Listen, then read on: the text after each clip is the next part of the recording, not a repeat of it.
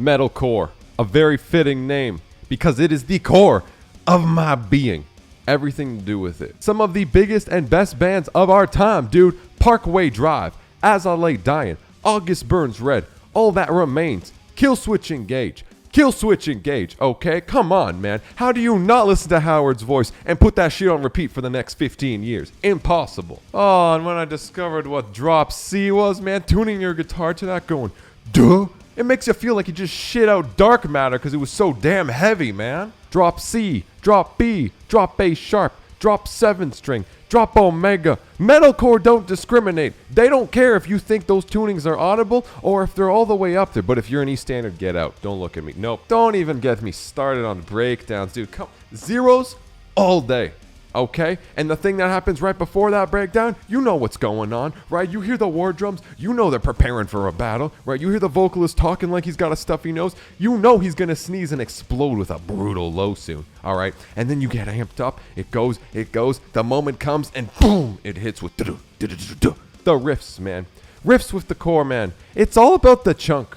Right? You know, like when you go to the store and you get a tomato sauce and there's like the cheap kind that's all watery, but then there's like the nice expensive, like the Nonna sauce that has all the chunky tomato-ness to it. And you put that on your pasta and you just, you're good, man. It's sweet. It's salty. It transforms you to a whole nother realm. That's exactly what these core riffs do. It's a whole nother being, man. 5, 7, 8. Even if you just go with the chugs, don't worry about it. Don't worry about it because there's riffs for everyone. Harms? Don't even get me started on that, dude. You take that riff, you throw on that harm. What are you, in Angel Land? Literally nothing is more satisfying when you're like 10 years old than being able to play on Holy Confessions, that main riff. And then you play at your school talent show. You think you're badass, but we all know all the kids are on their phone. No one cares. No one cares, but you do. You do. And the hooks, man, with some choruses. And no, I'm not talking about, you know, when some bands are like, oh, we got to like maybe get on radio, right? And they're like, oh, no, not that, man. I'm talking about the ones that have that beef. That chunk to it, right? When you hear that chorus, when you hear that voice, you're like, holy damn, dude, I want to put this on repeat, and that energy is just inside of me. You can go, rars, it doesn't matter. Either way, pick one. JK, you pick both of them because that's what it's about, man. You don't need one or the other. It don't make you choose. You could sound like a pterodactyl all you want because all you need is to play that 5, 7, 8 riff followed by a good chunk of zeros with the kick following the pattern exactly, and your life will feel complete. Even when it comes to song titles, man, how do you not have fun with some of these, right? We all remember when we had those bands that released songs like I could give a cool shit, I like to eat Kool-Aid, whatever it might be. It was all one word, and yet they would release that, and that stuff would get like millions of plays. And then when you try to tell your friend, hey, dude, did you listen to that new song? And you try to repeat those words, you would just confuse yourself, and no one could find the song. But then they'd go on YouTube, and it would just show up on their recommended feed, man. That's what I'm talking about.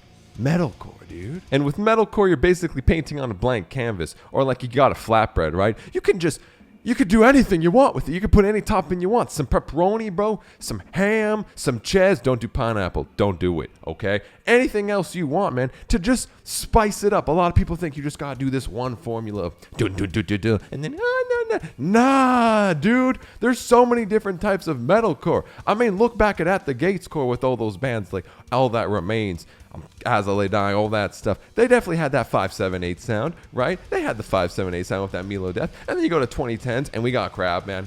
We crabbing all day. We got the synths. You know, is it a dance beat or a breakdown? I don't know. I don't know what it is.